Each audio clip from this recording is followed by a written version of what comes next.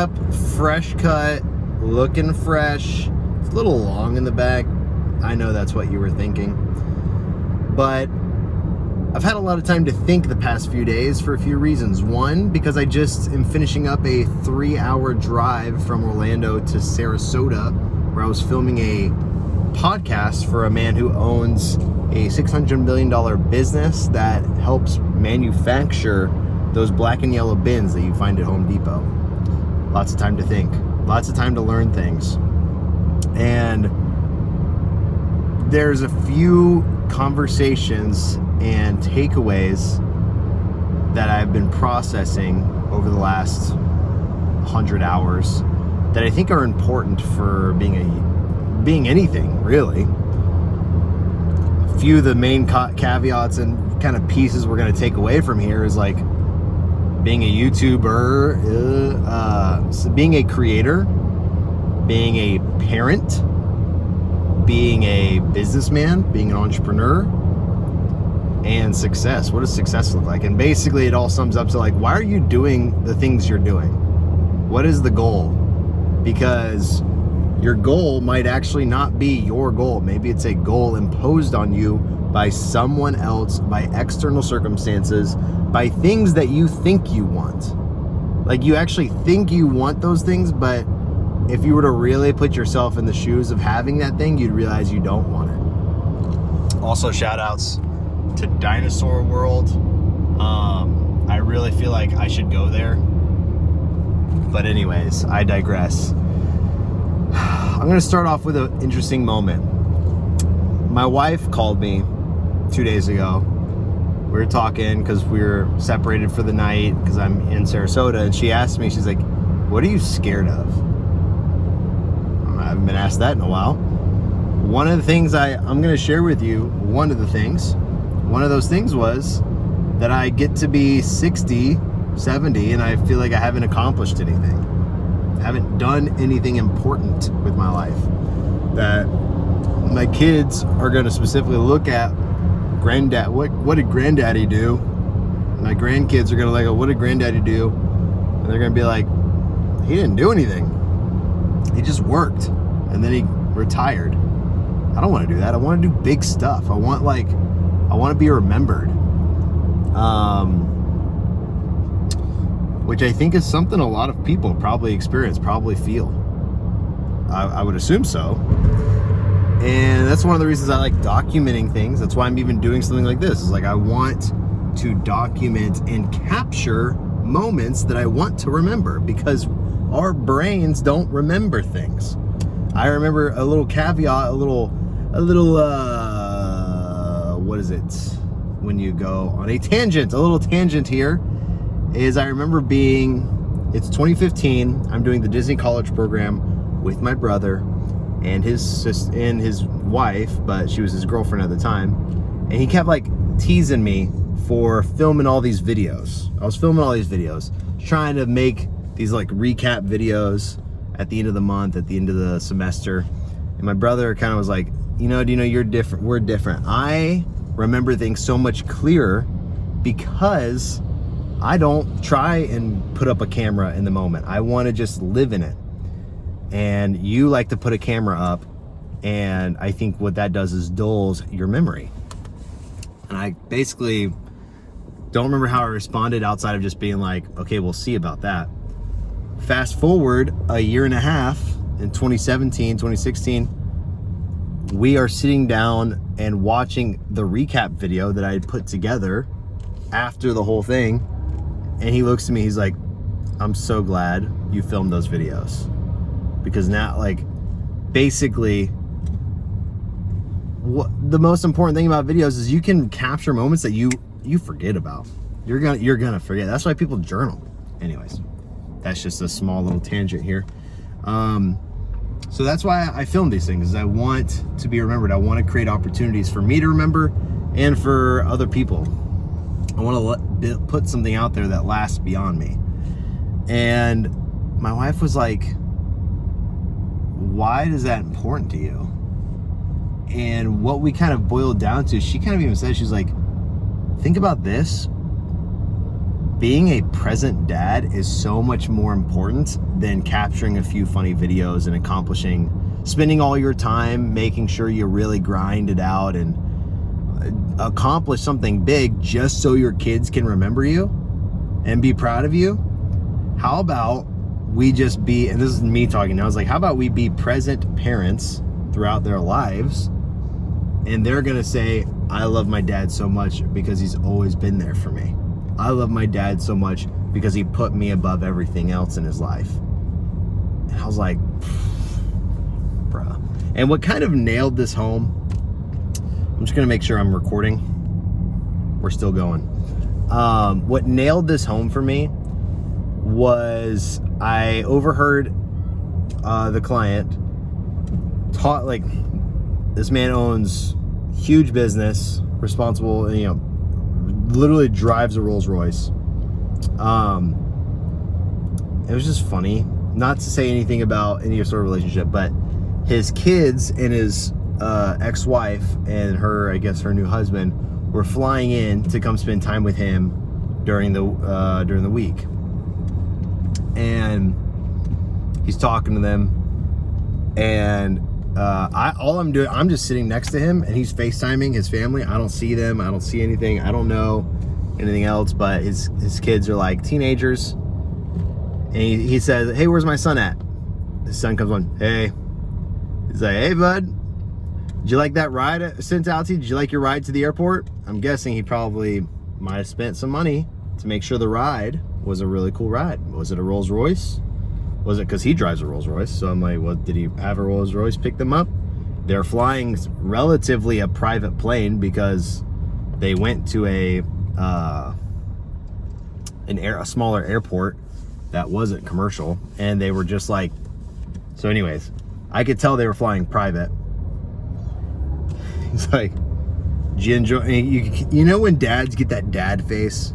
My dad does this, where he gets a dad face when he asks him, hey, did you like that? It's kind of like a flex. It's like, yeah, I did that for you, bud. Are you happy? Because I spent money to make sure you'd like it. How'd you like that ride, huh? And then his kid just go, all I hear is that kid go, yeah, it was cool. Did you like it? Yeah.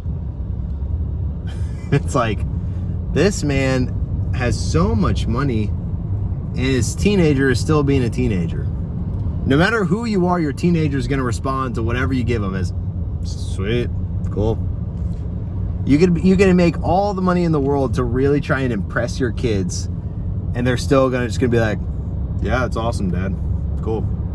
It's probably like why Brad Pitt and all these other famous people, well, not Brad Pitt, but I can imagine even like the most famous, popular, whoever, kids, their dad's just their dad. Their mom's just their mom. They don't care that their mom's famous or their dad's famous.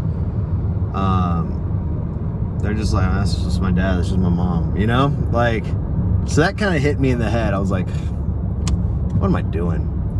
I want to make money to provide for them, yes. I want to provide a good, I want to be able to give them what they need to have a healthy and safe environment, yes. And that involves money. But is the only reason I'm actually trying to have success is to give them things so that they can be impressed by me and proud of me? That's not good. That's not good at all. So now it gets me back to square one. What actually matters? Why are you, I know this is kind of meta, this is kind of deep, but I mean, I think that a lot of people have to think about this. Is like, are you just posting videos? Are you just making things? Are you just chasing things for the approval of others? It kind of boils down to that, and that can be pretty simple. That sounds kind of cheesy. Maybe it even sounds, dare I say it, cringe. But that's the truth. That it all boils down to that. Or do you want impact? Do you want to impact people, change the world, dare I say? Do you want to give people things. Like, do you want to give your kids a good childhood? And if you want to do that, I think what I have already noticed being a dad is I get on the mindset of, if I make more money, I can give them a better childhood. True point. This is true. However, you can also give them enough money and they have a terrible childhood. And I'll argue this too. Our house right now, 1,500 square feet.